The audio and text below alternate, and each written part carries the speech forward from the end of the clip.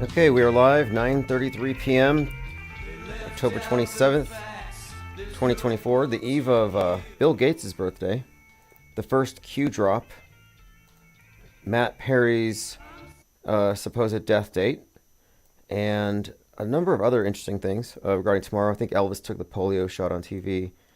Anyway, I'm just looking at my calendar for any upcoming hoax-iversaries.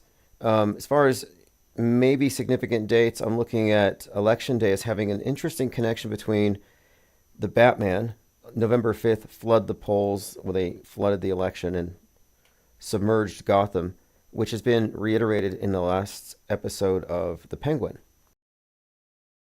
So these fictional universes are colliding.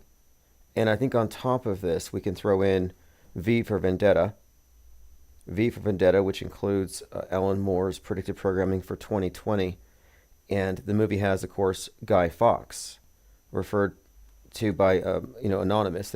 They wear that mask. It's their main icon. So the Q movement actually adopted that mask and the whole thing with the whole aesthetic. So you got this kind of connection between QAnon, a terrorist plot, November the 5th, and the flooding of Gotham at the behest of the Riddler, who is sort of a Q-esque figure.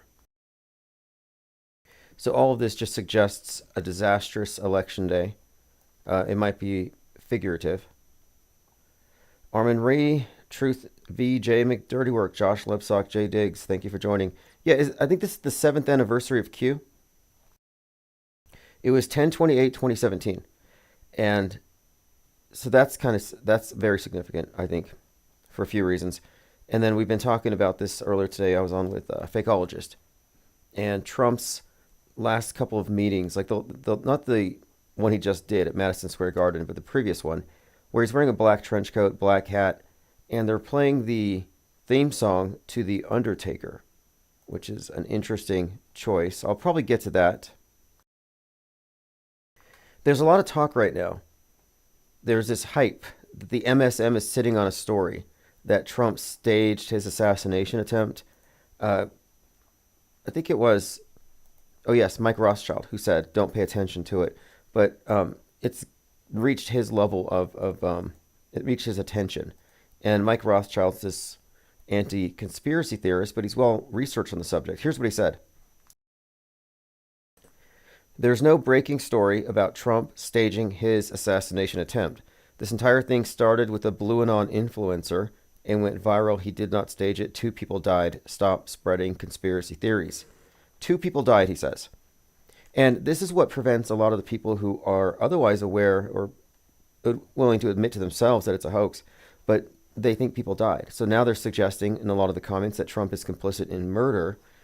So they don't go all the way. They're being guardrailed. And I was putting in my notes here, bloody guardrails, where there are some stories where, were it not for the alleged deaths, people would likely see through it. And this led me to a new axiom for Autohoaxology 101, which I don't know the number, but it's going to essentially state this, that if there's any indication that you're looking at a simulation, then you can assume the body count 0 unless attended by evidence. The burden of proof is no longer yours, especially if there's any indication of fakery, of a simulation, of a drill. So if there's concurrent drills, yeah, that casts some doubt. If there's predictive programming, that's evidence of fakery. So in this case, I responded to him with, predictive programming is evidence of a hoax. That is a simulated event presented as real for propaganda purposes. So it's important to use our definitions to state that we're not implying people really died, but that it's more of a magic trick. A MAGA trick. And MAGA means witch. So predictive programming is evidence of a hoax. And beneath this, I attached several examples of foreknowledge that Trump was going to have his earlobe knocked off. This is, again, specifics. The top of his ear, the Atlantic. And then, of course, the follow-up stage shooting event, the one that they didn't actually get any shots off at the golf course, was attended by a 9/11 Time magazine release, and the cover had Trump backing out of a sand pit, and it said, "In trouble," and there was a red flag in the background. And the other night when Trump was dressed in black playing the Undertaker's theme song, he said that we had been at this for 9 years, and in 11 days, we'll know how it's all going to end up. So he threw out this 9/11, and it was kind of almost a sullen speech there. Joined by Flozik, Lane Dion, Frank Murr. Thank you for joining. So I'm pointing out here that predictive programming is as evidence enough. It's all the evidence you need to say, I don't trust the story at face value. I don't trust the MSM presentation. I need to subtract what I can't verify. And that means simply that the body count drops to 0. You don't start at what they say and then whittle it down. No, you start at 0 till you see evidence. And why is it so hard to believe that they would recruit crisis actors to fake die if they're going to go through all the trouble of pulling off a stunt like this that would necessarily involve the Secret Service? And this is why I think a lot of people won't see the big picture. They might believe that Trump is so ruthless he would stage something where people die in order to win some points. They might believe that, but they don't believe, or they wouldn't be able to believe, that this would entail the participation of everybody behind him, Secret Service, many of the photographers, key individuals, such as the one who took the picture of the bullet whizzing by Trump's ear, Doug Mills, who also took the photo of George Bush on 9/11 when they whispered into his ear that a building hit the tower. So there's a great deal of significance here connected to the ear itself. I have some theories, I have some possible explanations as to what it might be, but it's not a coincidence that the same photographer was poised during these psyops to deliver or to get these iconic images. New York Post recently put a cover up where they said they said they're endorsing him, and they said, Back to the Future, Trump's face. Now, the Back to the Future series has this character, Biff Tannen, who's based on Trump. So this is just reiterating something here, that this is a composite character. The previous cover said Braveheart, and it was because Trump went back to Butler. Well, if you remember from the propaganda photography, when he's raising his fist saying fight, fight, fight, it is positioned, even with the flag behind in the flagpole, it looks like the cover of Braveheart. Then you can look at the flag and align that with his face on his Truth Social avatar, which is based on Braveheart, and they called him Braveheart. So again, these are not coincidences. We'll go through all of this. But I'm really happy to see so many people going through X just calling this thing out as fake. But it doesn't matter, as I've often said. If you're on the world stage, if you're in their sim, even if you say something that's true, even if you call something fake that is fake, if you're in their box, you're throwing this fact into the sea of irrelevance. It doesn't go anywhere. It's diluted. That's why we had to break away. That's why we broke up with Trutherville. That's why we've created this schism, and we're deepening the chasm.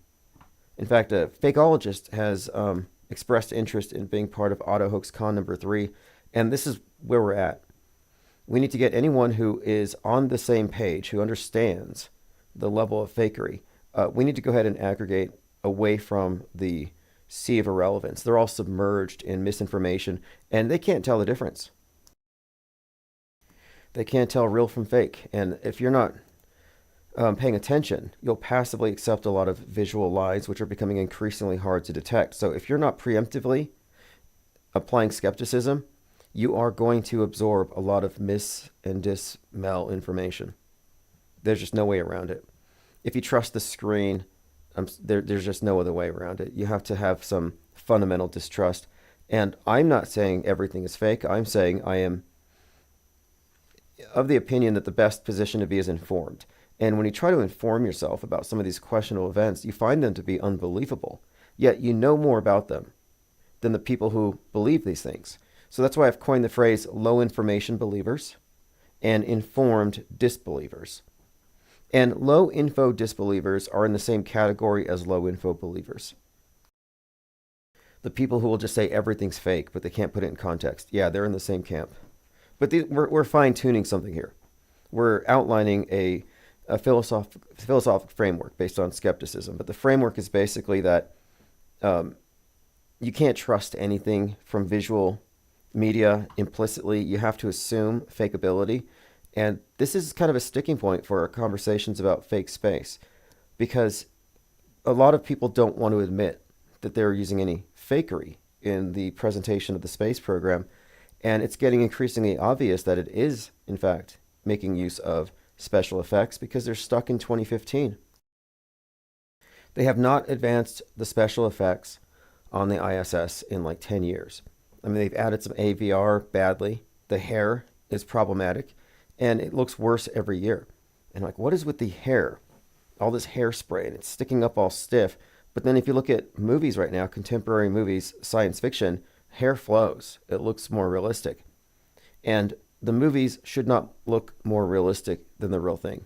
And it's catching up with them, which is why I think they need to phase it out. And I did believe that the Chinese space station would show up and it would be like leaps and bounds ahead of ours, and they would take over space because our thing's a jalopy. But no, the Chinese space station is trash. It's a trash can. It looks like you ordered the ISS off of Wish or Temu.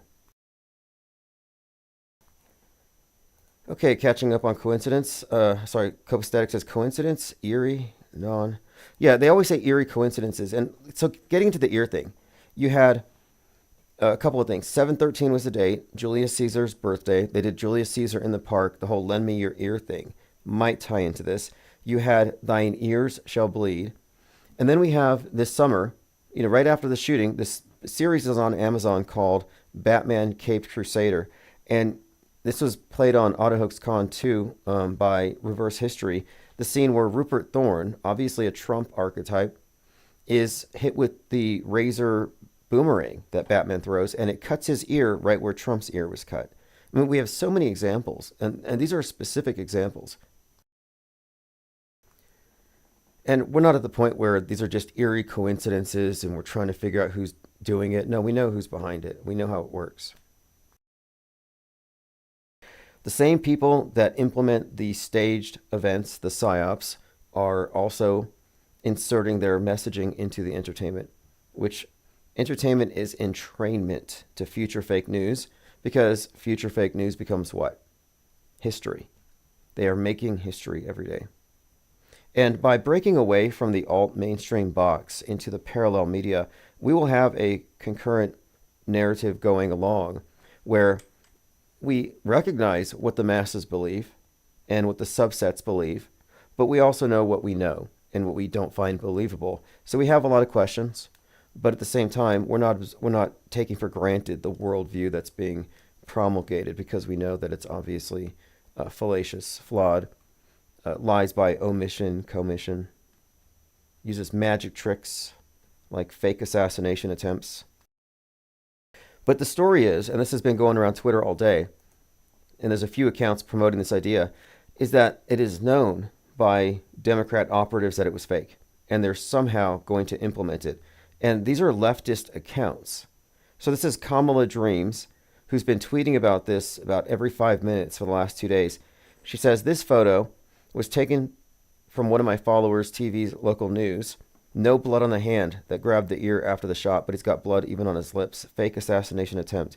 And she goes through a pretty good frame by frame, and she remarks on this photographer whose name is Doug Mills.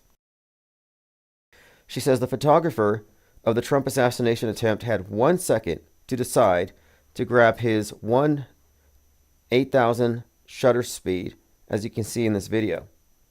He had no reason to do this setup to begin with because it's unusual and only used for motion capture at high speeds.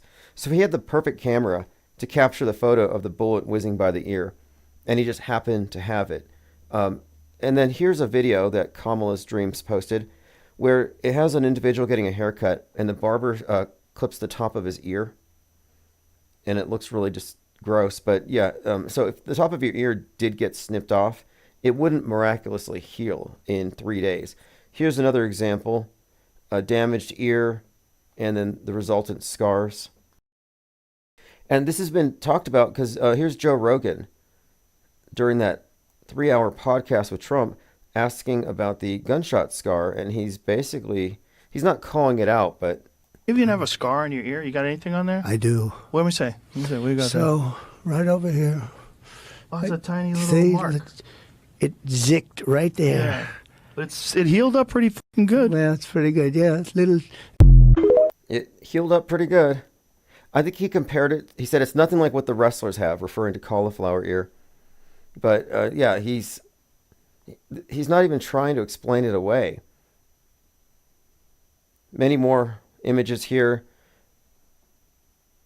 This is Kamala Dreams on Twitter. It's a very suspect thing that the Secret Service was letting Trump get up and expose his head. They had no way to know how many shooters were there. This is not a standard procedure. Yeah, obviously. And there's a lot more. There's so much nuance to this. It's sort of like January 6th. You can find so many stills, so many great iconic shots that are designed to recall images depicting the fall of Rome, classical art. So here's an example. So you're looking at Trump, fist raised, and then look at Braveheart. And remember, New York Post called him Braveheart when he went back to Butler. So here he is, same composition. And instead of a flag behind him, he's got his sword. Now, if you look at Trump's avatar on Truth Social, it's the Braveheart face paint. So you've got the Braveheart face paint. He poses like Braveheart and he says, fight, fight, fight. And then he goes back to Butler. And the New York Post calls him Braveheart. And then the other day they said, Back to the Future. So here they are calling him Braveheart. And there's a bit more to this, if we get into Mel Gibson, his connection to Jim Caviezel, and Jim Caviezel connected to the Q thing. I mean, it's a small circle of people here. Rogan confirmed he saw a little scar. They had to cover that quickly. Yeah, he kind of did. He had to make sure that it's not called out as a hoax, I guess.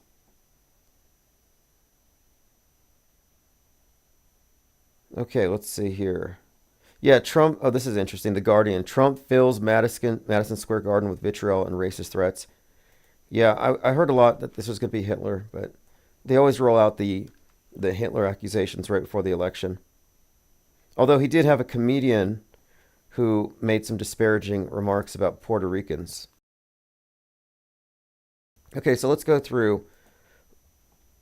So Mike Rothschild says there is no conspiracy theory, that Trump really was shot at and 2 people died. So because 2 people allegedly died, now you can't talk about it. Now it's like talking about a school shooting. And this is by design. I call it the bloody guardrail. If something's obviously fake, just throw some blood on it. Throw some fake blood on it, say somebody died, give it a body count, and most people will shut their mouths for fear of offending. Luckily, we're not hampered by that. You have to be irreverent to examine the atrocity propaganda and call it fake. And, people will try to shame you into it. You should be a little more sensitive to the victims. And it's like, well, no, the victims are the people who are the targets of the mind control, including those of you with Stockholm Syndrome who believe all this stuff. Oh, this is nice. We have Grant Cardone. I think he's a Scientologist at Madison Square Garden.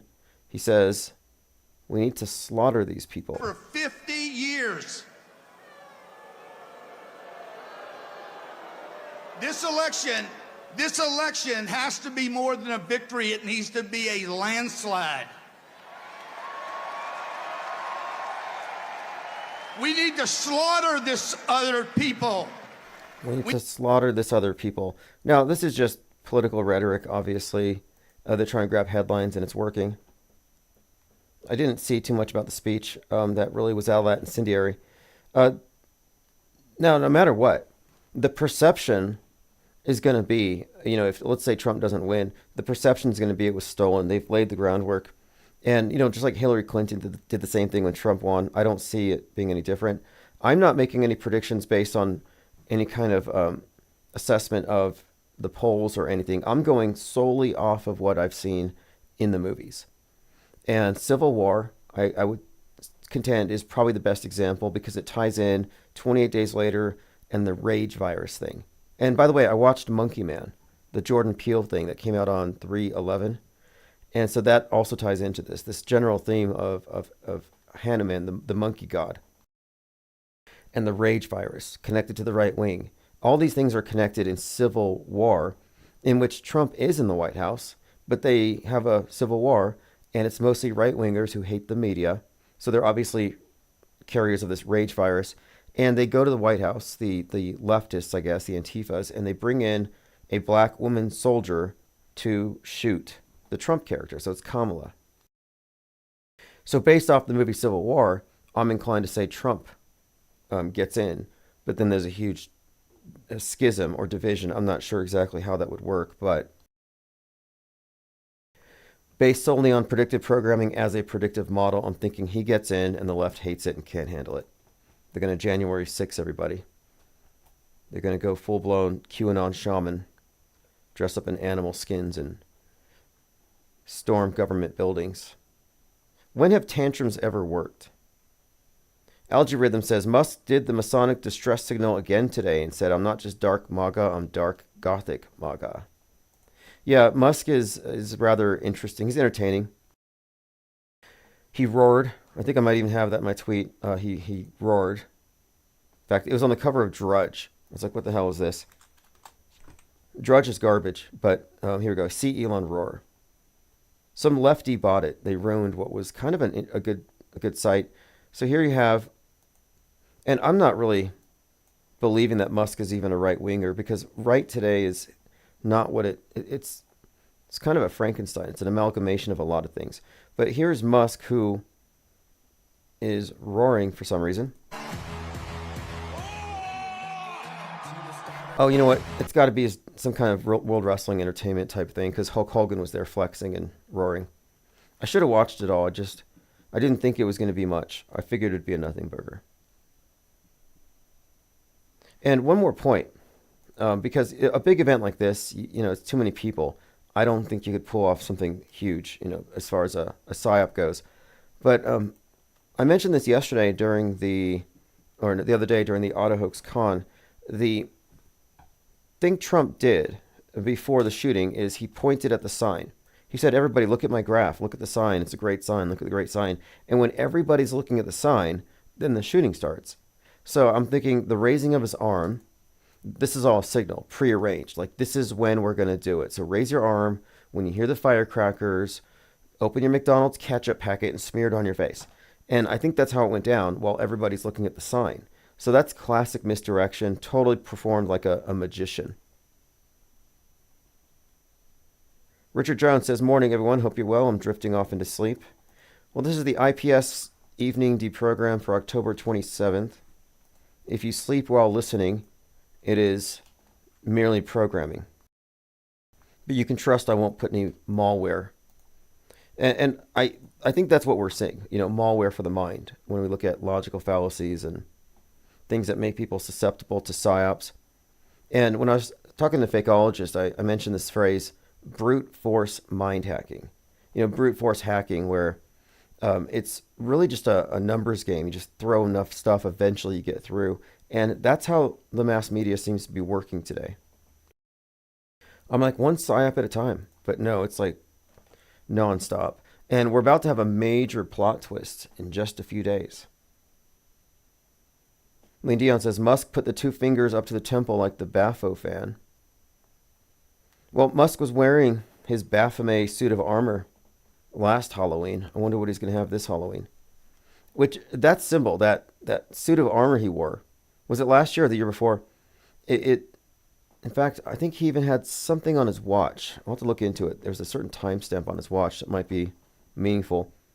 But it was called the Devil's Champion, and it had the ram's head on it, which isn't necessarily Baphomet, but it's kind of the same concept. I don't think it has to be a goat necessarily, but the ram's head ties into Aries and Mars, as does the color red, and he's the Martian Pope. So I looked at that is Trump as the emperor in the tarot cards. Because if you look at the tarot cards, the emperor always has a ram, usually on the shield, but the ram, again, is the Mars connection. It's the fourth card. American Father says, Rogan said on the podcast, timing, and then mentioned the ear. perfect halfway through the podcast. So this is a good question. How much in the know is Rogan? I was having a conversation with LG Rhythms in Discord today, and we were getting into this conversation of what degree of plausible deniability do different individuals or groups of individuals have. So your teleprompter readers at the bottom rung of the news agencies don't know anything's fake. The editors must have some kind of connections to intel agencies and police departments and whoever else, like DHS, whenever they do these drills, when the government seizes control. But when it comes to like actors, for example, does Roseanne Barr know that Q is a psyop, or does she really believe that Hillary Clinton eats babies? Does Trump know that nobody died at Parkland? And does Marjorie Taylor Greene know that David Hogg is an actor, or does she believe that he actually survived a shooting? So these are all valid questions, and it'd be interesting to see how far up the pyramid these various actors are. And those who are involved in the space program, Musk in particular, the space program is about programming your inner space. It's about mind control. And his position in the space program, and then, of course, the cyberspace, where it's another commons, a direct conduit to our minds, would have me think that Musk is capstone level, aware of all the fakery. He knows probably as much as we do. I don't think he's in the dark about anything at that level. I mean, take, for example, Mark Kelly.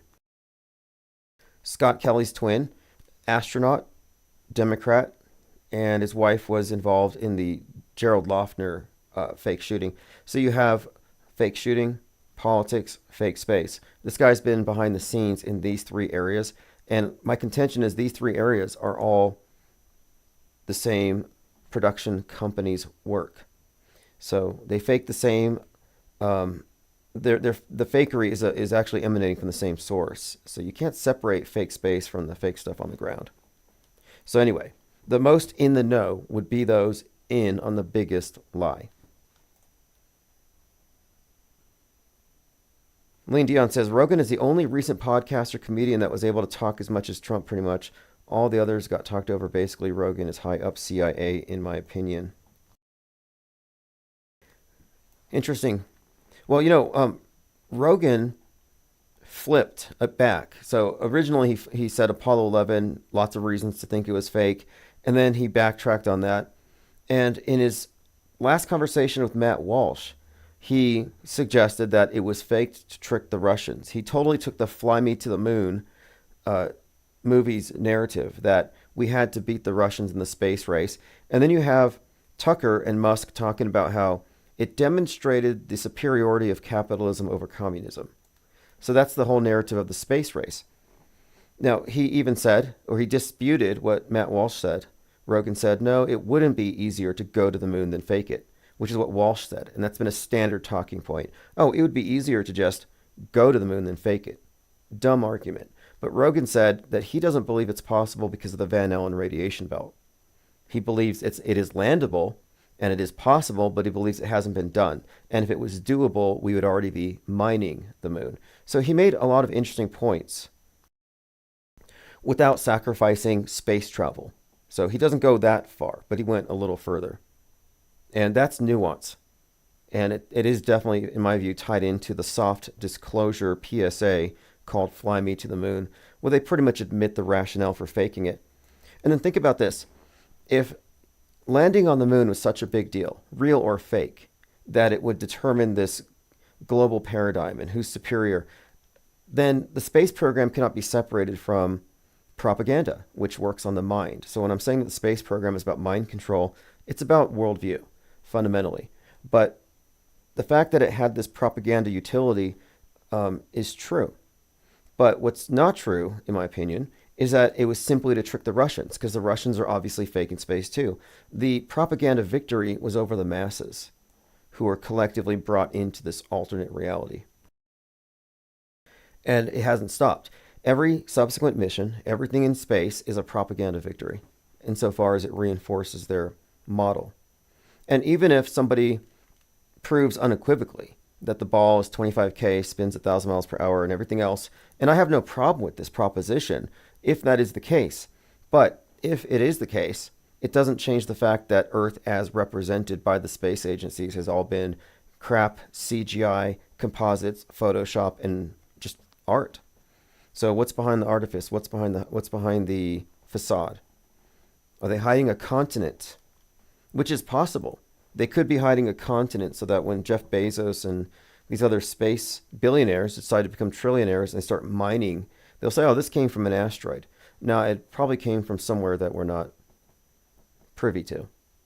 So it could just be a cover-up. And if that's true, all the people who defended the cover-up should feel really bad about it.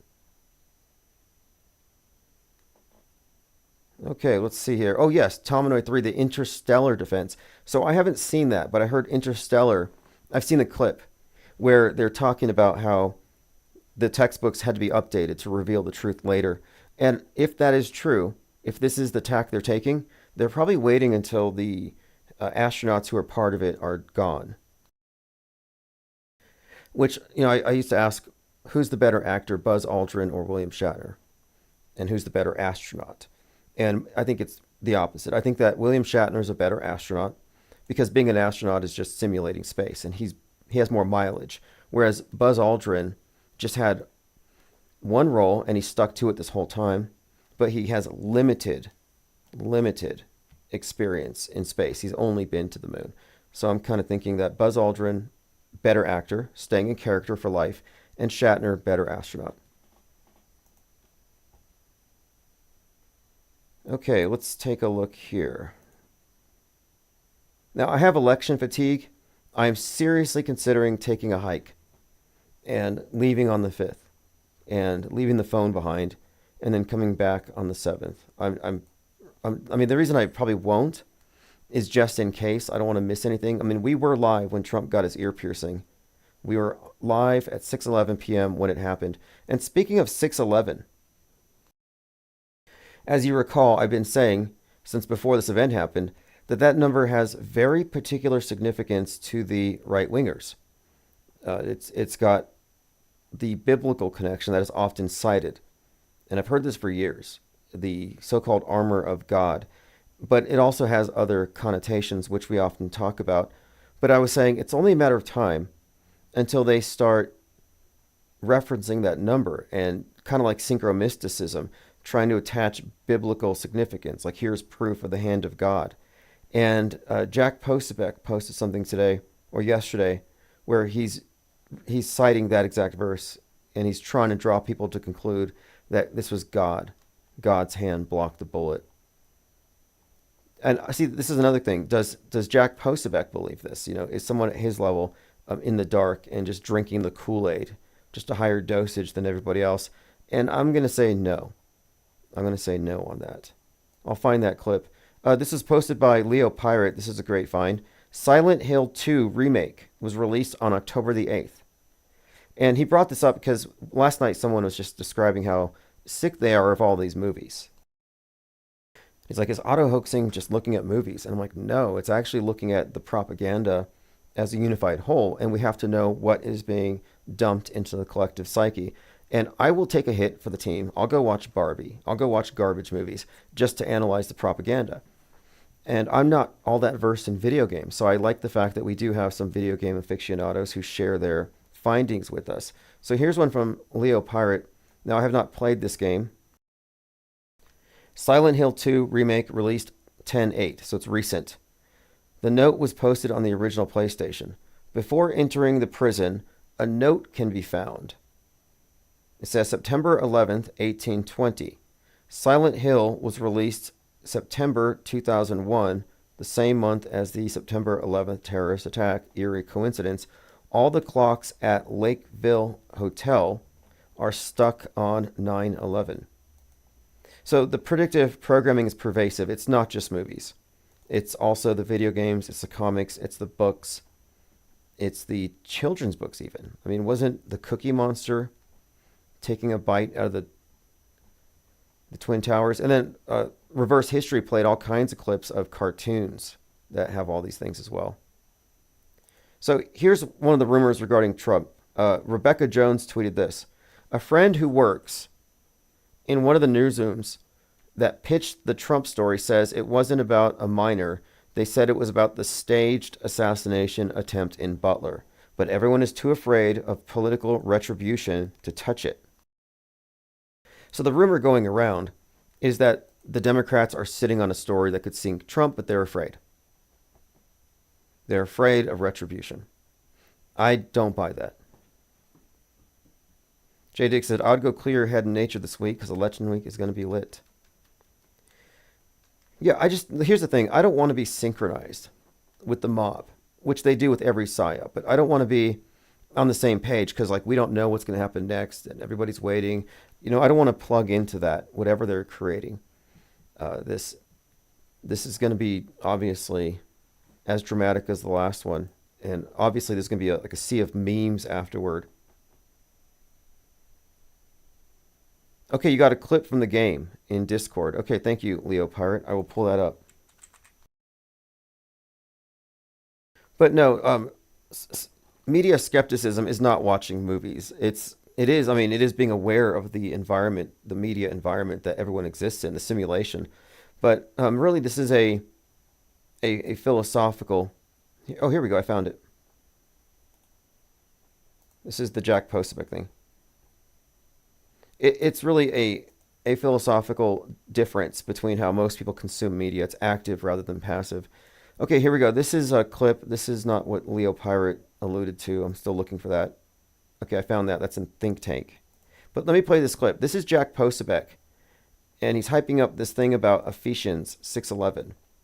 Grace Chong is on with us now to talk some more about not just the kinetic elements, the physical elements, the financial elements. We know about that, the cultural, the social, the political. But Grace, this is more than just a physical election. It's more than just a physical fight, a political fight. There's something else going on the spiritual level as well. Isn't that right? Absolutely. It's a spiritual war. Hi, Jack. Thanks for having me on. It's so important for Christians and Catholics to just go out to vote, to remind your church members. And I wanted to bring this up, and Jack, it's in your book, about Ephesians 6:11. And it was Trump's first assassination attempt. So if you have Christian friends or friends at church who are uncertain about Trump, just remind them of the shots fired at 6:11 p.m. Okay, so if you have Christian friends who aren't voting for Trump, bring up the Bible verse and show them that Trump was shot at this time and it was a miracle from God.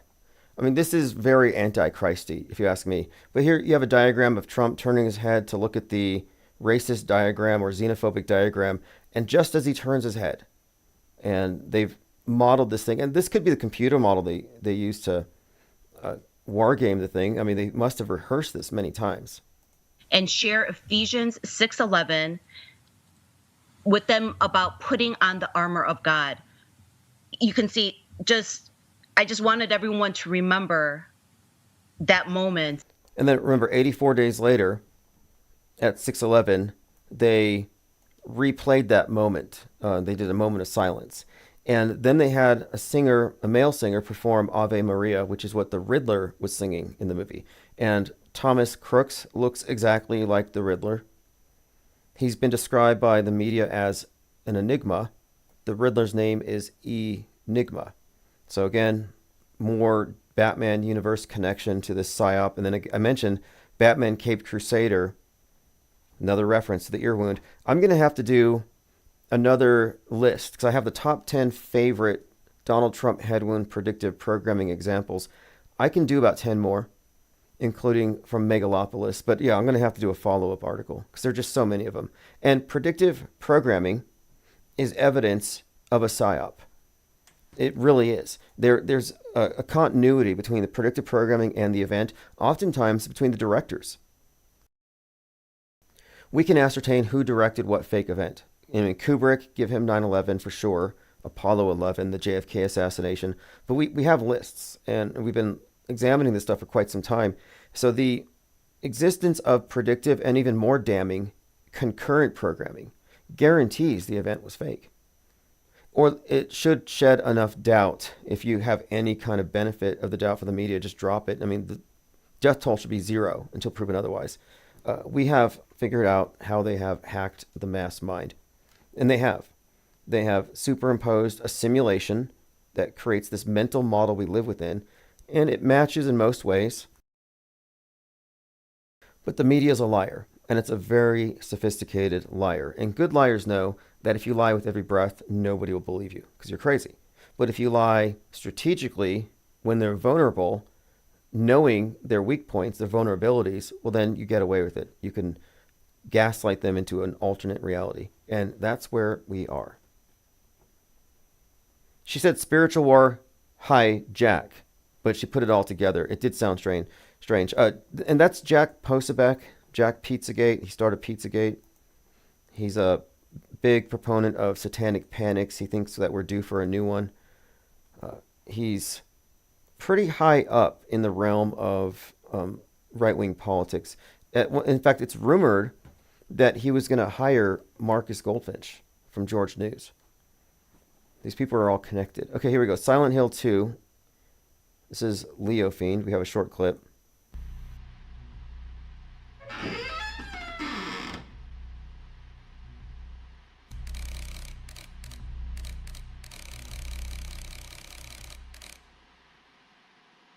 So a clock is setting itself to 9/11. And this is released. Okay, interesting. Silent Hill. Yeah, video games as well. I mean, I think the video games are even more immersive than anything else. And so it doesn't surprise me. In fact, Call of Duty just came out with something. Anytime these big games come out, you need to pay attention, I think, to the subtext, the narratives in the game. So, for example, Modern Warfare 3 comes out on 10.6, then 10.7 happens. So as 10.7 is happening, you've got millions of people plugged into a video game, which is going to now make it very easy for them to imagine that what they're seeing on the news is real. And if you'll notice, like since Ukraine, Russia, there's been a lot of reports of people mistaking video game footage for war footage. They can't tell the difference, and they don't care. They share what supports their side. So I stopped paying attention to it or trusting it at all. Joined by Adaptivia from Twitch. Thank you for joining. Okay, so let's continue.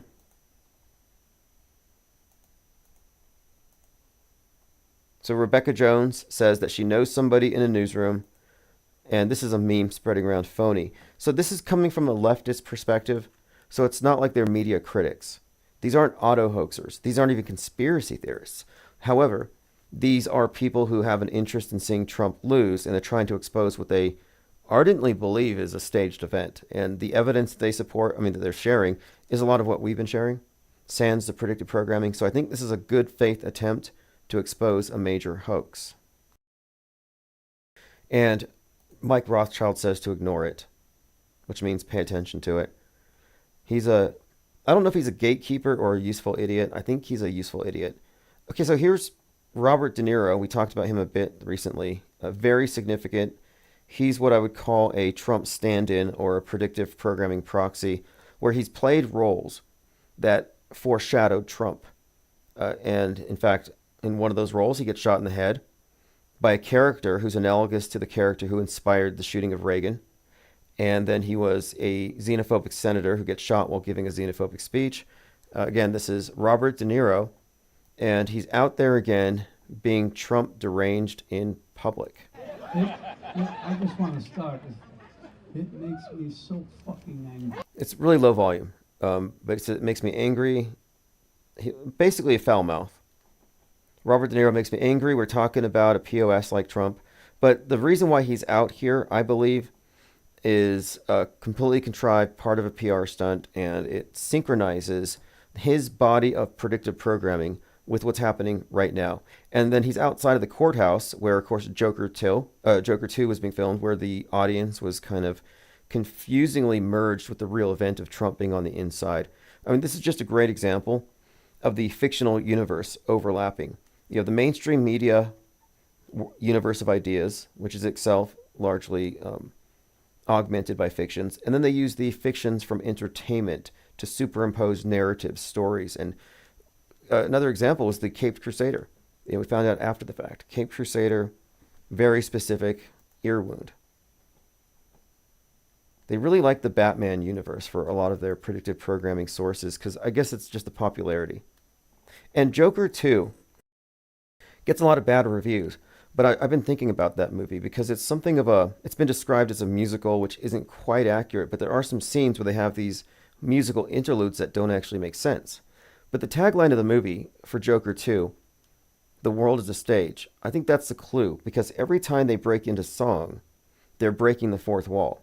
They're singing to the audience. They're singing with the awareness that this is a fake, that this is a movie, this is a stage production theater.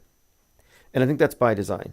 So the idea that the Joker 2 filming was concurrent with a real world event and passersby thought the Joker mob was there for Trump, yeah, that's by design. They have been kind of weaving between real and fake, dragging everyone into a dream world. So it only makes sense that Election Day is 11/5, the date that the Riddler-inspired terrorists online flood Gotham. Yeah, and Jay Diggs. And so it's Wednesday morning, November the 5th, where Batman says Gotham's underwater. So you can tie these things together and then add on to this, remember the 5th of November, Guy Fawkes, the Q-anonymous mask, the anonymous mask. So I'm looking forward to 11/5. It looks like it's going to be interesting. That's why, like I said, I want to take the day off, but I should probably be paying attention. Okay, moving on. Oh, here's Tucker talking about an EMP scenario. And before I get in, well, let me play this clip, and then I'll talk about Canary Black. Be the motive for not defending yourself in a sensible way from an EMP attack? Like, I don't get that at all. Support from the electrical industry. Ooh, really? And I should say that the EMP committee, their estimate was 8 to 9 out of every 10 Americans could lose their life by the end of the first year.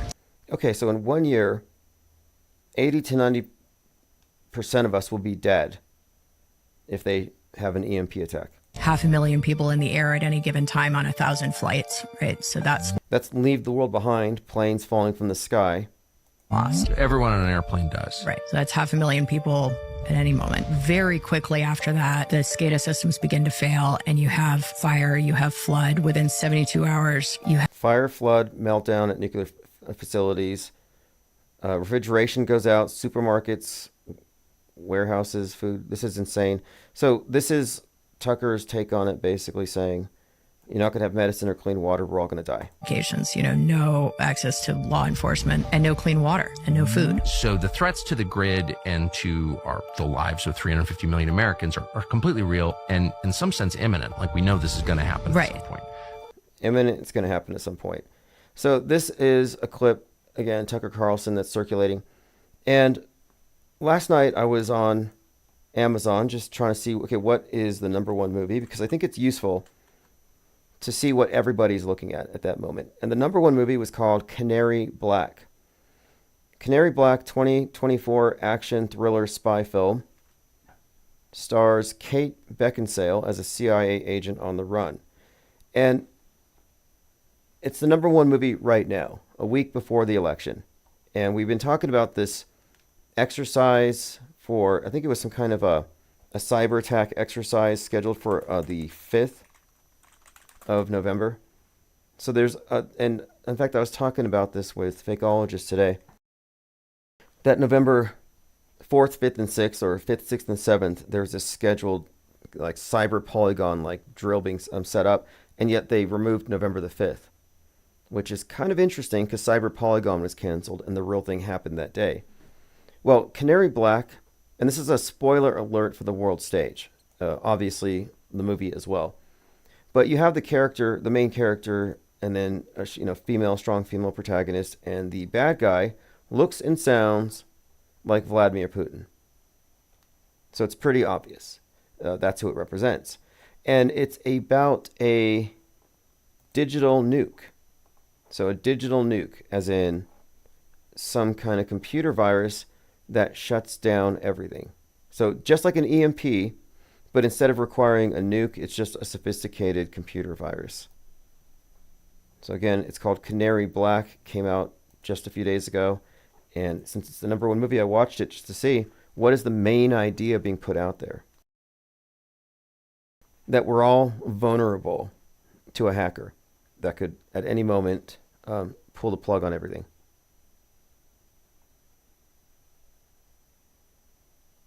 Okay, let's see. November the 5th is also in the Back to the Future car, Lean Dion. Yes. And so the Back to the Future tie-in, let me pull that up because that was the New York Post.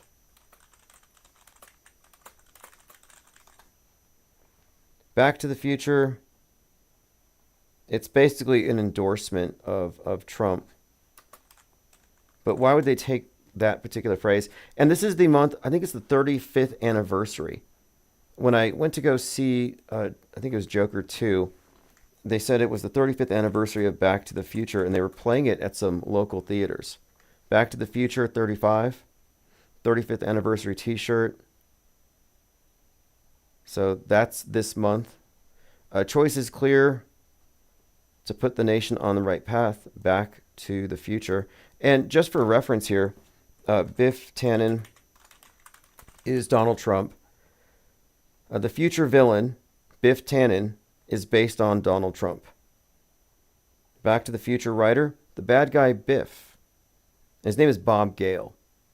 That Biff Tannen, oh, look at this, this is great. Biff Tannen, the 45th president of the United States. But yeah, this is definitely it. And so what is the point? You know, why a parody based on this individual? It's because this is a world stage personage that they needed broadcast on everybody's mind. They need to really soak us in certain themes and narratives and characters. And Trump has been a major world stage character for some time. So he's had this almost, it almost seems like I don't know, almost like they're paying too much attention to somebody who would otherwise be marginal. So like, what's the big deal? Well, it's because this guy had a role for him in advance. Obviously, the elections have to be fixed. I don't think there's any randomness in this pre-scripted history. And when I say resistance is futile, I kind of do mean that. Because what exactly are you resisting? Especially if you're in a false model where the things that you're afraid of don't actually matter. Like if you're hiding in a bunker and you got your radioactive fallout protective gear and you have food for years, yeah, you can keep yourself in your cell. But what if the thing you're afraid of doesn't really exist?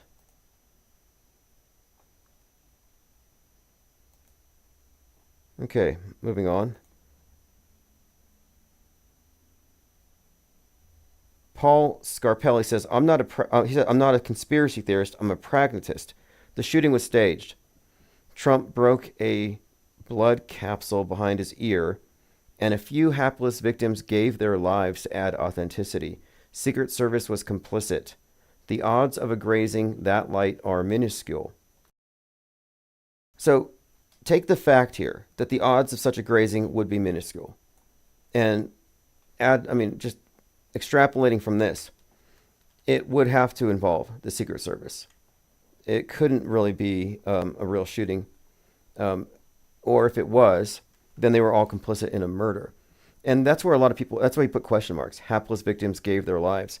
I think a lot of people are still stuck on the presumption that people are dying. And so what I said was, nobody died. It was a magic trick, a simulation. Not even the shooter died. Occam's razor. So Occam's razor at this point, and I think this is what we can really, the law of parsimony, just get rid of the extraordinary circumstances or leaps of logic and just go with the simplest explanation. It's more likely it was all staged than it would be in any way what you would have to consider to be a conspiracy that involves murdering people in order to score some political points. I just don't see the payoff for anybody there but Trump if such were the case. But when you look at the scenes in its entirety, including all the photography, it's pretty clear that there was some pre-production involved. The photography that shows the bullet whizzing by the ear, yeah, that's something that would have been pre-produced. Jay Diggs says, the lady talking with Tucker was ex-CIA and daughter-in-law of RFK Jr. and his campaign manager. Tucker's had many shows about EMPs, including Dennis Quaid. Okay, Dennis Quaid. Interesting. Now, EMPs have been a reoccurring theme here for some time. The Godzilla movie and Ghostbusters, Frozen Empire, New Empire. I noticed the word empire and EMP have been correlated, and I think it's because the New Empire begins after the EMP. And that was the message in Megalopolis. After the Russian satellite, and they're suggesting it was some kind of nuclear weapon, after the satellite destroys Megalopolis, then they start over with the one world order. The pledge to humanity replacing the Pledge of Allegiance. So here's Dr. Phil running. This is damage control, or rather, this is guardrailing. This is how they control the fakery. They keep people from recognizing the extent of it. This is the bloody guardrail I've been talking about. Dr. Phil just put this out. The government is manipulating our reality, the controlled narrative. Now, he's talking with a woman who believes that all of the mass shootings are staged. The problem is, she believes that they're really killing people, but that they're staged. So she calls these false flags and assumes the shooters are mind controlled, and they are then nullified after the fact. So her story is actually a little more disturbing than the mainstream version, where just some random person pops off. No, this is a government conspiracy to kill their own citizens, to convince the citizens to disarm. This is the Alex Jones narrative that he's been spouting for years, but this is a viewpoint that is outmoded. And honestly, any truther still thinking along these lines is 10 years behind. And she says this: false flags. This is why I say that the term false flag needs to be removed from your lexicon, because false flag assumes people died. So then, as she's talking, Dr. Phil gets mad at her because she's offending the victims and their families. And he chastises her for it. And she says, well, I'm sorry, I apologize for it, basically. So she is apologizing for having to say something so offensive. And this is where I would veer and say, no, fake dead people's lives don't matter. You have to be irreverent. You have to assume that nobody died until there's evidence otherwise. But you lose the moral high ground when you concede that people are dead. And that's what he was emphasizing here. That because she's taking the position that this was a staged event, now she's saying something offensive and she looks bad. And I think this is, again, a foot bullet. There's no reason to adhere to this outmoded narrative that people are really dying. But this character is, if you ask me, in all likelihood, some kind of an operative in order to maintain the controlled dialectic, which leaves outside of their possibilities that this could have actually been staged. So let me play a short clip. This is Dr. Phil. Explanation of phenomenon is often the best one. And you're saying that these mass shootings are some kind of government conspiracy to control us and make us dependent on the government by giving up our guns so they can control us completely, correct? That's correct, yes. Okay, and that is exactly the Alex Jones talking point, and I'm saying, no, it's outmoded, and it doesn't matter if they take your guns because they've already taken your minds. This is just one of these scare tactics, and it doesn't really mean anything, but it ties into Waco. Because at Waco, the government was going to seize the weapons. That's where Timothy McVeigh and Alex Jones got radicalized, and that's where Trump kicked off his last campaign. So this is all connected. The truth or narrative regarding mass shootings is inextricably connected to Waco. It goes back to that basic narrative of the turning point, the Turner Diaries, which motivated McVeigh. But the turning point being when they come to take the guns, that's when 1776 commences. So let me go ahead and play this clip where he's chastising her for disrespecting the victims. Children to advance gun control. And the reason I'm focusing on that is because that is an insult to people that have lost children. It's an insult to people that have suffered. So I would cut him off and I would say, no, it's insulting to the millions of victims of mind control and atrocity propaganda who have been fed misinformation to terrorize them. They're the victims, not the fake dead people. But instead, this truther who thinks that this is a real event is going to apologize. For the pain of all of this, to muddy the waters by saying their own government is in there shooting their children. I think that is an absurd assertion for which you have absolutely no evidence whatsoever. And that's true.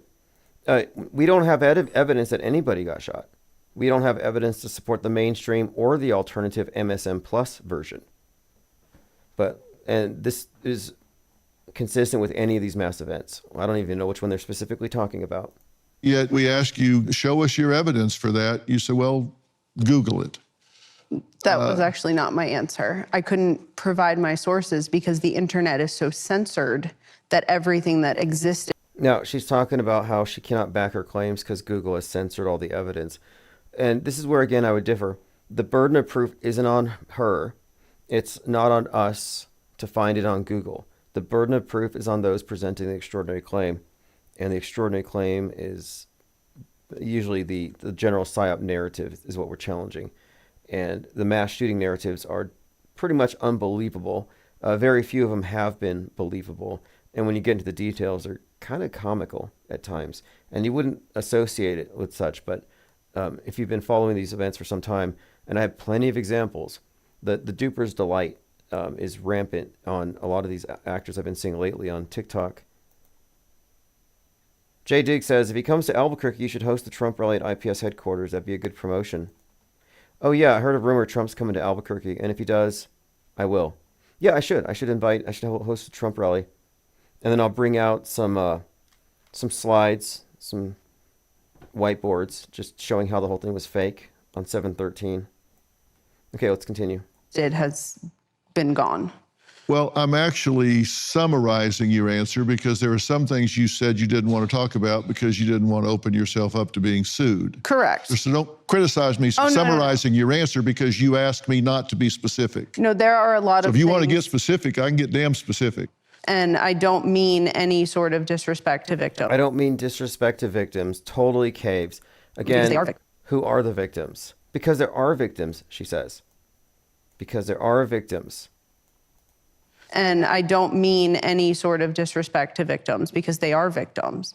I think it is absolutely disgusting that the government would do things to our own citizens of this country like that. So this is, again, just a demonstration of the MSM Plus worldview, where they accept the face value and they accept the death toll, but they offer an explanation other than what the mainstream says. So this was done by the government. It wasn't done by some random gun person who would be on the right. So this is the blame game. Each side blames the other side for what they both agree happened. And I'm saying it didn't even happen.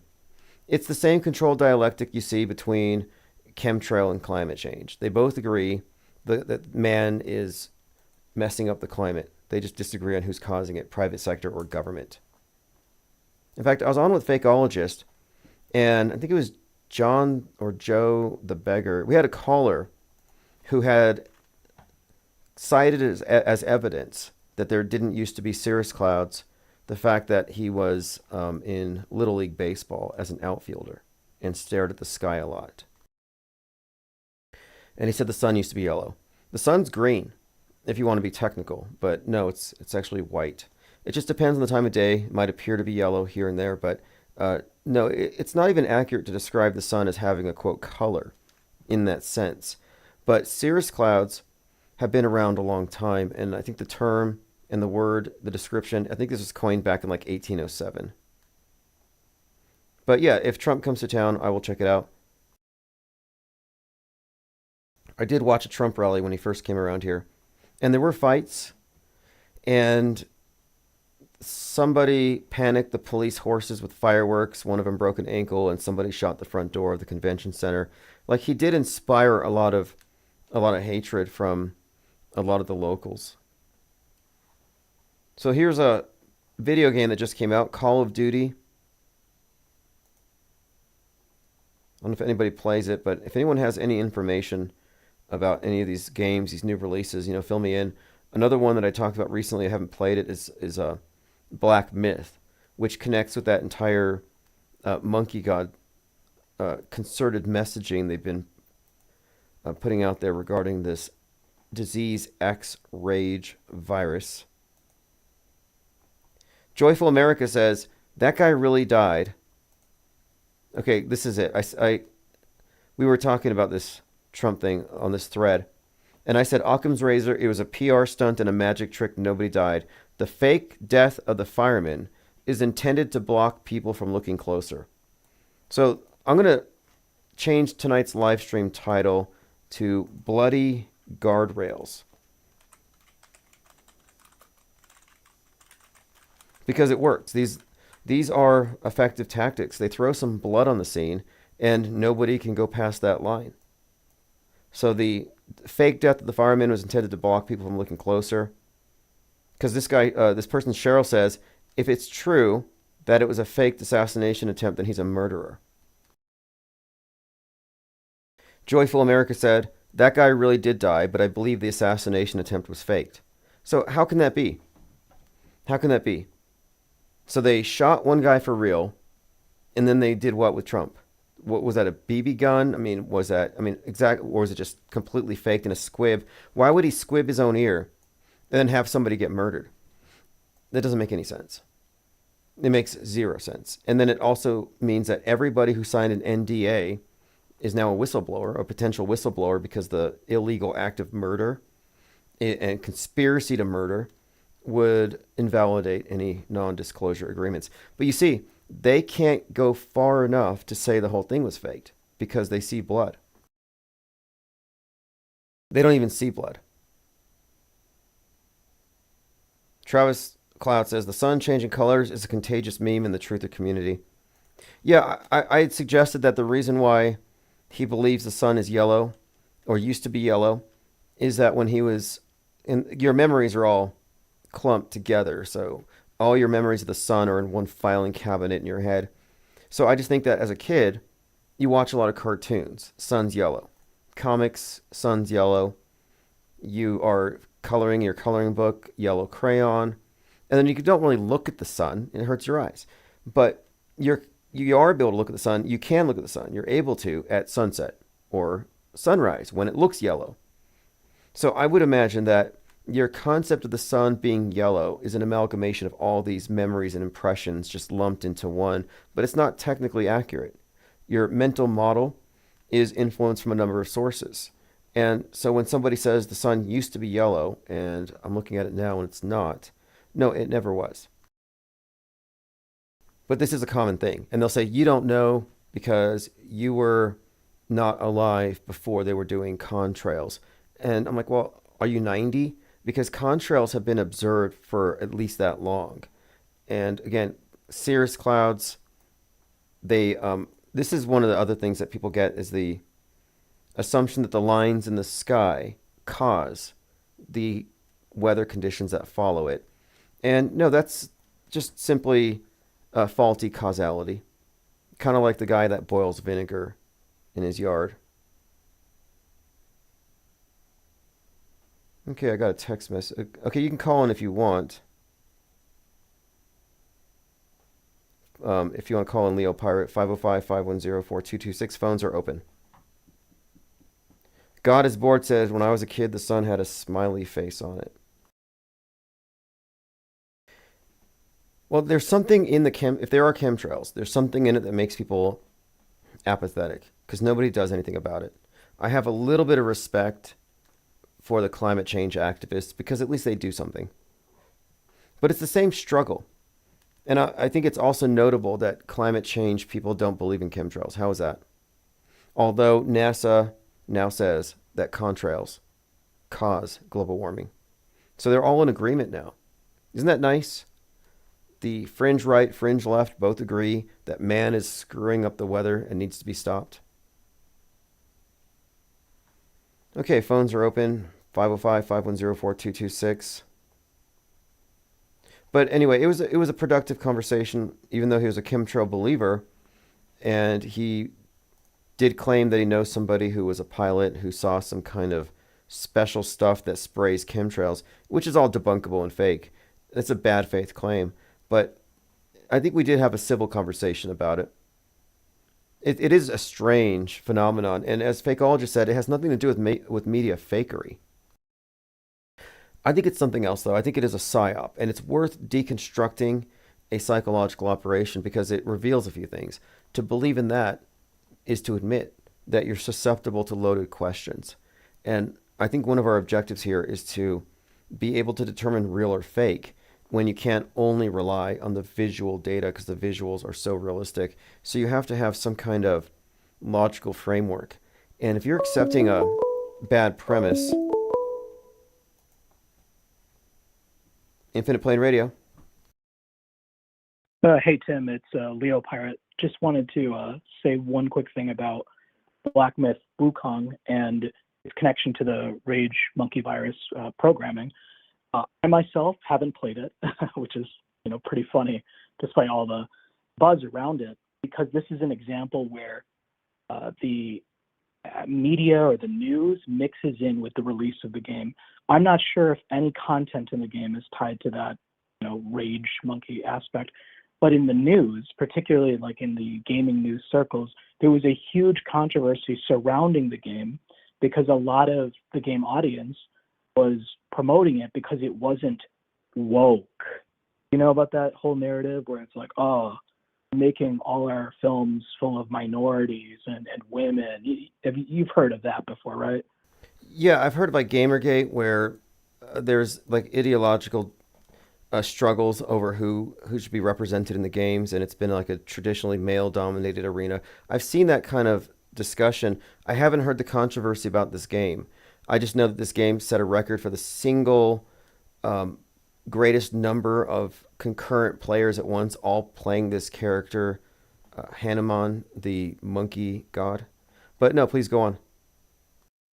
Yeah, no, absolutely. And the thing is, I first heard about it because of the record it broke, but people ran with that, and a lot of like news articles from Vox and other of these just really dumb gaming websites started fighting back because people were saying the reason why it's so popular is because the game doesn't have any woke feminist politics, which is such a tired talking point. But you'd be surprised, there are people who are still very much angered and emotionally invested in that kind of topic and narrative. They take their fictional media very seriously. And that's what I want to say is with the aspect of the rage monkey virus. Okay, that makes sense then. I see. Yeah, because it's the anti-woke who are the carriers of the disease X, the rage virus. And they're the ones who are going to be, I think, the excuse for censorship. That's why Musk is so intimately connected with right-wing politics and using X to liberate certain ideas that constitute disease X. So yeah, that correlation is perfectly valid. And I just watched Monkey Man, and it is about this individual. It's a revenge story, very violent, and it's rage-based, and it's a character who wears the mask of the monkey god. And like the thing is, I almost want to, I don't know how deep this goes or how long it goes, but I don't know if you've heard in MK Ultra, like there's different animals or types like monarch programming, sex kitten programming. I really wonder if like rage monkey is like one of those because of how far back it goes, where you had mentioned with 28 days later, the monkeys being infected with rage by seeing things on the screen. Elon Musk performing experiments on monkeys, of course, and X, of course, is this vector to promote this highly emotionally investing content that makes people just so upset. I wonder if it's a type of personality programming that they're training on the masses. I've just never heard of it before.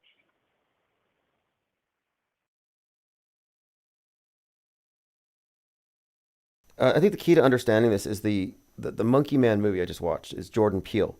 And he did the movie Nope, which has this killer chimp.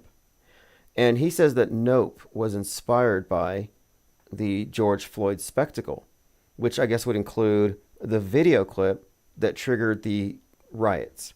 So if you put it all together, the rage virus is communicated how? Just like in 28 Days Later, through the screen. The apes contracted in the laboratory, the TV screen, by watching so much violence.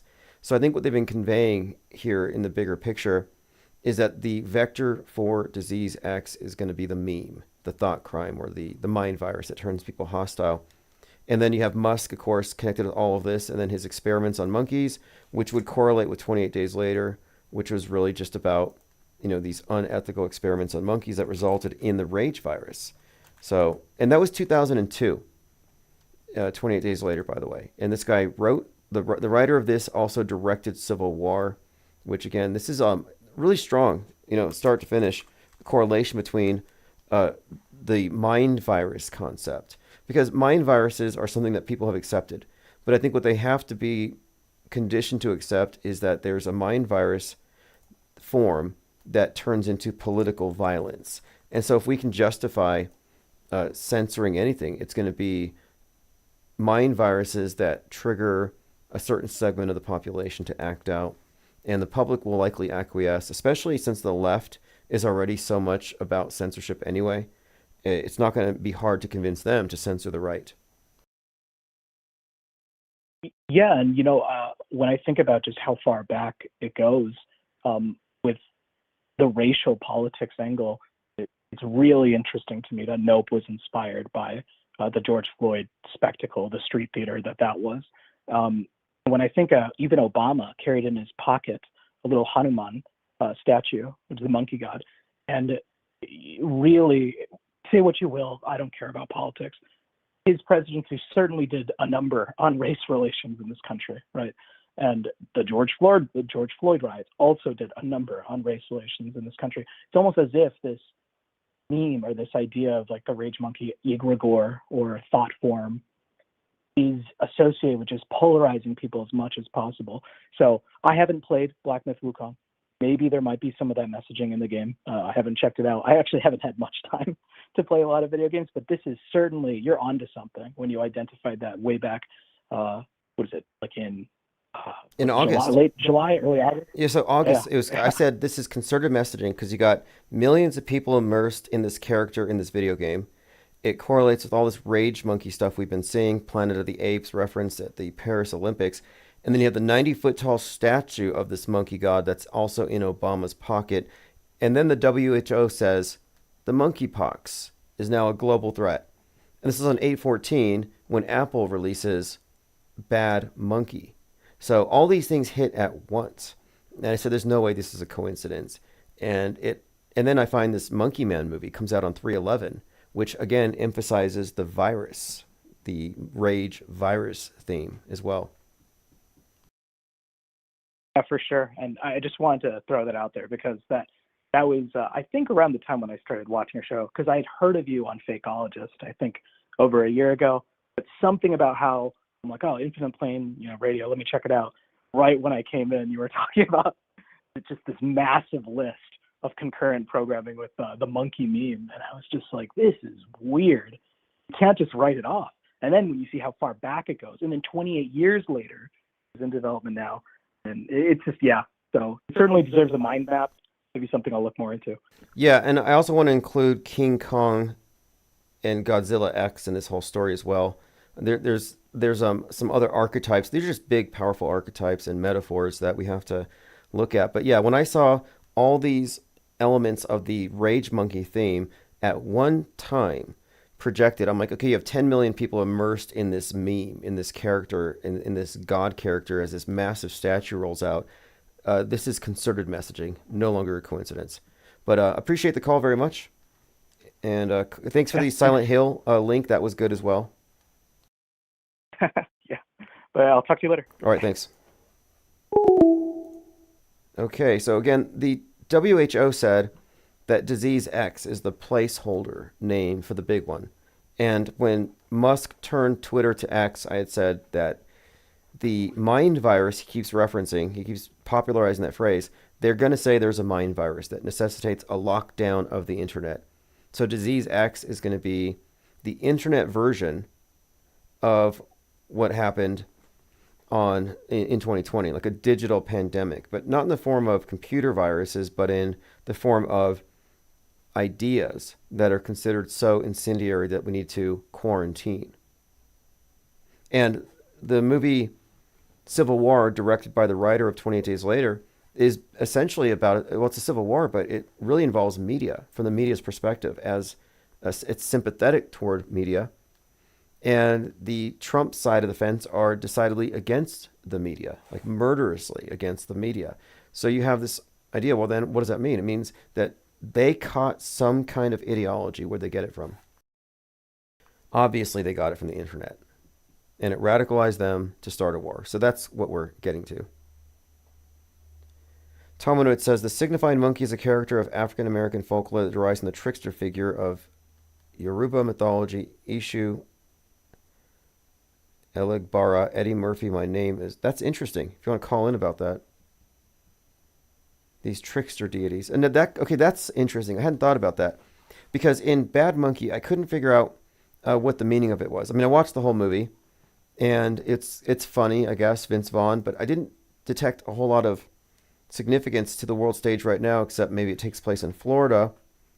And it does have this voodoo, they call the Dragon Lady, who it's essentially she manages to obtain the monkey, but there is this monkey character, so maybe he represents that trickster. And the movie does have a lot of elements of trickery in it. I don't want to offer any spoilers if anybody's still watching it. But the timing of it, 8/14, Monkeypox Day, Bad Monkey.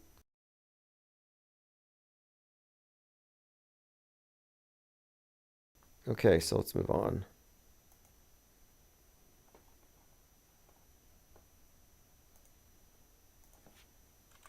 Minds.com/Infinite Plane Society is where I store all my receipts. I'm still catching up on archives.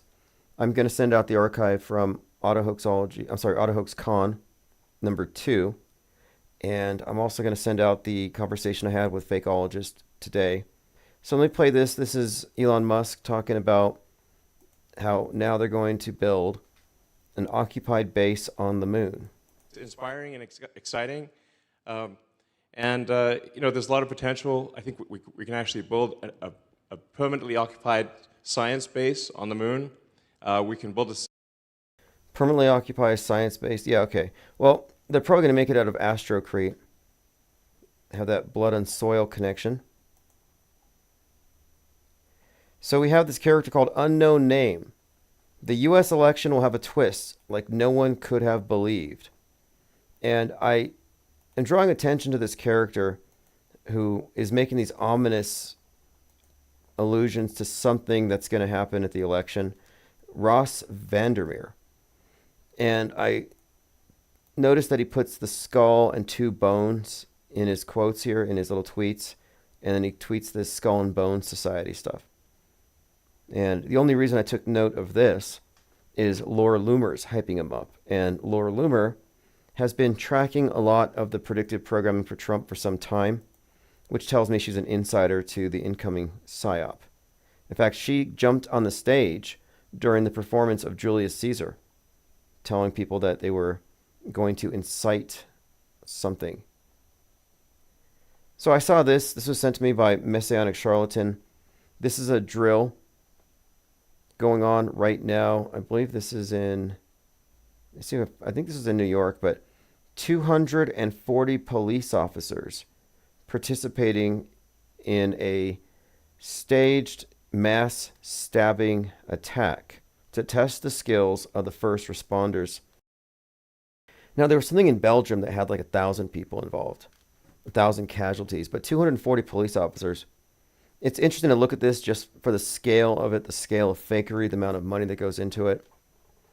The thing we often talk about are the concurrent drills that go along with these psyops. And anything they can simulate in a mass casualty drill, they can simulate in front of the news production companies. Plain Decoded says, sometimes I feel like Cypher and I want to be put back in the Matrix. I kind of understand what you're saying. I mean, I don't lose my enjoyment of any of the movies or the fake news. I don't feel like I've lost anything except for literal belief in a lot of really bad ideas. But would I want to go back to having a blue pill perspective?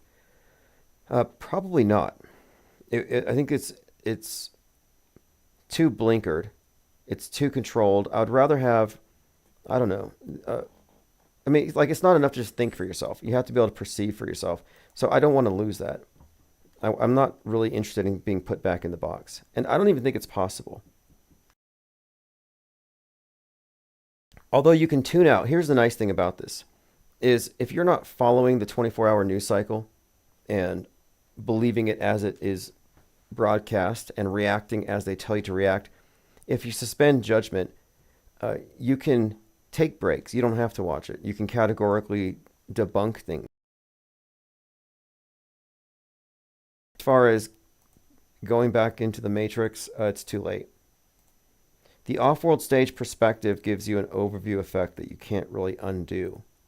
It's like you go to a magic show and you might be fooled the first time, but then you read a book about how they did all these tricks and then you watch it again. It's just not going to hit you the same way. Okay, so much more we could talk about. All these skeptics. Look at this one. Armand says, this is Armand Hamath. The staged assassination attempt in Butler is known. Publications are afraid of retribution to report on it. If Donald J. Trump broke a blood packet when you see him grab his ear aggressively, that would be damning. There's usually much more blood if cartilage is broken, even if it was only shrapnel. Look, there are a lot of people, I've never heard of them. These are not auto hoaxers who are going through this event with a fine-tooth comb because they have a political incentive to discredit him. But in the process, they're inadvertently auto-hoaxing the crap out of it. Anti-trafficking activist Tim Ballard hit with human trafficking allegations. No surprise there. Now, I have a few more minutes here. This is one more thing I want to point out. This is just some gross NASA stuff where this guy's squirting ketchup in his mouth. And someone sent this to me saying this is evidence that they're in space. So he holds a ketchup bottle in front of his face and he squeezes it and then it piles up in front of his mouth and then he swallows it down in one big glob. I'm going to play the short clip. Eat ketchup. You're shaking a bottle of ketchup. We're going to eat ketchup in zero G. Okay. You ready? Yeah. You got to squirt it out.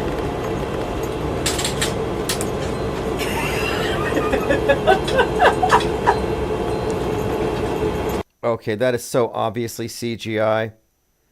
Okay, I can even tell here. This is so fake, and I'm not just saying it's fake because it looks fake.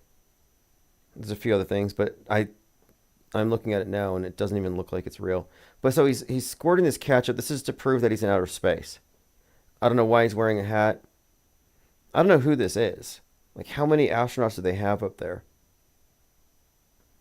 So I'm looking at this, and someone is sending this to me as evidence that space is real. And so I guess my question is, can you show me any video from outer space that could only have been filmed in zero G? Is this something that could not be replicated on Earth? Can anybody honestly tell me that this is a trick that could only happen a couple hundred miles away from the Earth? That zero G makes this possible, but this would not be possible on Earth in any way. Could Penn and Teller figure this out? Could David Copperfield figure this out? Could any video editing expert figure out how to replicate this? Like, why is this mind-blowing to the glurfs, to the globesters? Like, no, this is mind-blowing evidence that we're in a craft going 17,000 miles per hour, 184 miles above the Earth, orbiting and bouncing off of the residual atmosphere 23 years straight without ever tilting or rocking. No, this is evidence. I don't know. I'm just not impressed. Is anybody here impressed by this ketchup thing? Rumble Tumble says, most obvious CGI I've seen. You think they would try a little harder? Yeah, they're convincing children, I suppose. This is ridiculous. This is like a childish little trick. There are so many things they could do if they wanted to prove space to be real, but to our standards, but they'll never do it. So how is he performing this stunt? Is the camera perhaps tilted? Is the stage rotating like the one in Inception? There has to be a rational explanation for this. But Occam's razor, what's more likely? Given all the fakery that precedes this, I'm just going with fake until proven real. But one other point, when you tell one of these true believers, I think this is a magic trick, they'll say, well, how was it done? If you can't tell them then and there how it was performed, then they expect you to default to just go, okay, then it's in outer space. I don't know how he did the trick, so it's magic. That's not the standard. If you're at a magic show and you can't reverse engineer the magic trick from your seat, you're not obliged to admit that it was magic. I guess I saw some real magic because I can't figure out how he pulled the quarter out of his assistant's ear. No, that's not a logical leap. You can say, I don't have enough information to tell you how it was faked. And that's where I'm at now. I know this is fake. I don't have enough information. I have a few ideas, but I think the most likely explanation is AVR. Augmented virtual reality. So he probably did squeeze a ketchup bottle. He did hold his mouth open. And then this is done in post-production. Simple. And looking at it in slow motion, it doesn't even look like it's in the same room as him. Something's off here with the reflection and everything. And the way it moves, you know what? I've done enough video editing, and when I see like an artifact like this, this is superimposed over his face. It's not in the same shot. Okay, well, Diana South says, I'm glad you watched the concurrent programming so I don't have to. Yeah, and I'm glad that there are people immersing themselves in video games and other media that I'm not involved in, because we want to get a full spectrum perspective. We want to see all of it in all media. And concurrent programming is damning evidence of impending fakery. As are drills. I mean, drills less so, but drills do indicate fakery is coming. But I do argue here that predictive and concurrent programming are evidence of a hoax to come, that psyops imitate art. So we're watching the art. We're watching the propaganda, and we're using that as a basis for predicting incoming psyops, not incoming real events. So again, life may imitate the psyops after, but the psyops are definitely imitating the art. And that's the idea. These are influence operations. American Father says, where's his shadow? Forehead shadow from the hat, no body shadow on the wall. Yeah, the shadows will often give these things away. Good point there. I don't find any of this to be believable, honestly. I think it's insulting. Anyway, this has been great. Thanks for all the comments, and I'll be catching up with the archives here very soon. We'll continue this conversation tomorrow. There's an interesting week ahead. This is AutoHoax, Chief Crow.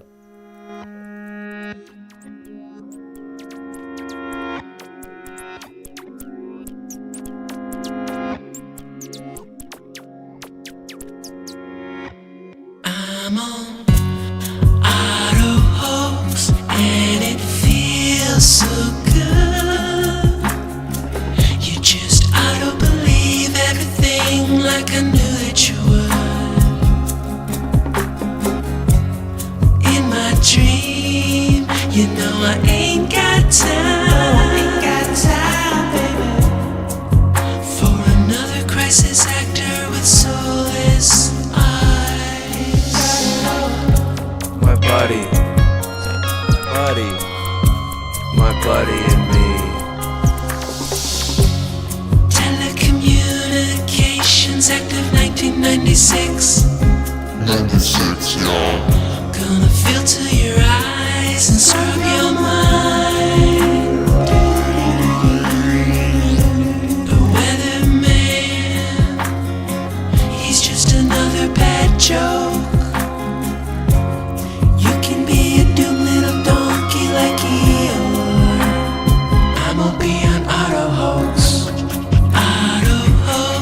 and it feels so good. You just auto-believe everything like I knew that you would.